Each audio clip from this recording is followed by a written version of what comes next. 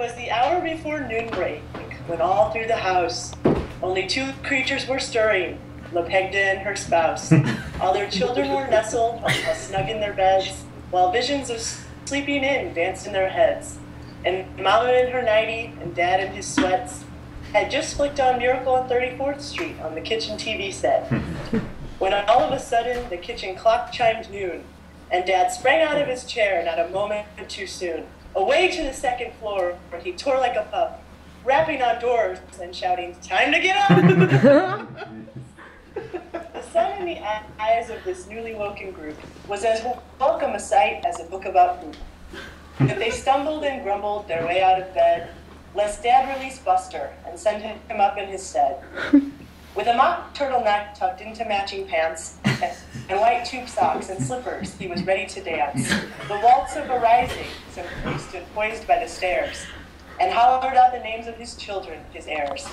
Now Patrick, now Jack, now Kevin and Aunt Eileen. I'm Kelly, I'm Julie, I'm Mary Kate and Maureen. Get out of your beds. It's time to get shaken. Better come now. I eat all the bacon.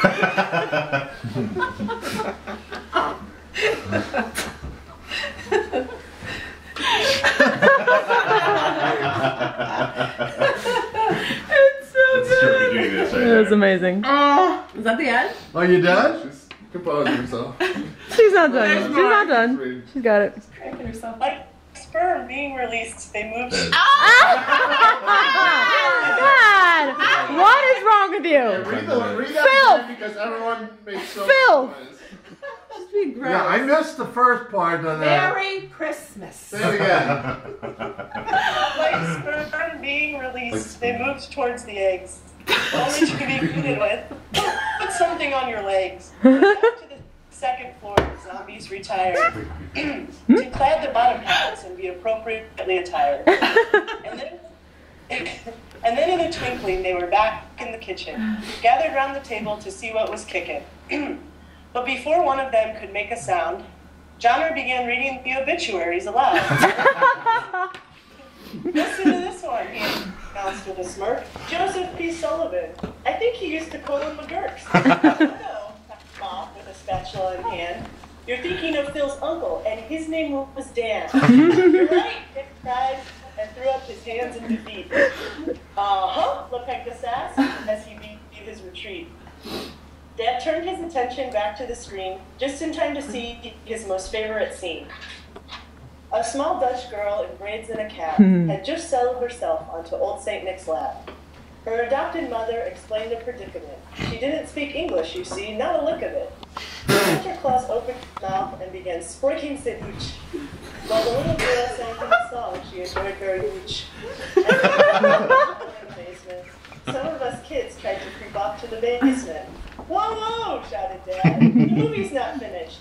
"But Dad," we whined, "just give it 5 minutes." So we retook our seats to watch a real miracle and not on 34th Street. For as the big jolly elf finished his scene, I glanced over at Dad, whose face had a gleam, and a tiny lone tear tracked its way down his face. But Dad hardly noticed. He was rooted in place. He was the very embodiment of the season, filled up with love for no other reason. And this is the part that I messed up. Then watching a kid get some Christmas stick to it. "You really do love us, Dad, don't you?" "I knew it." Yay!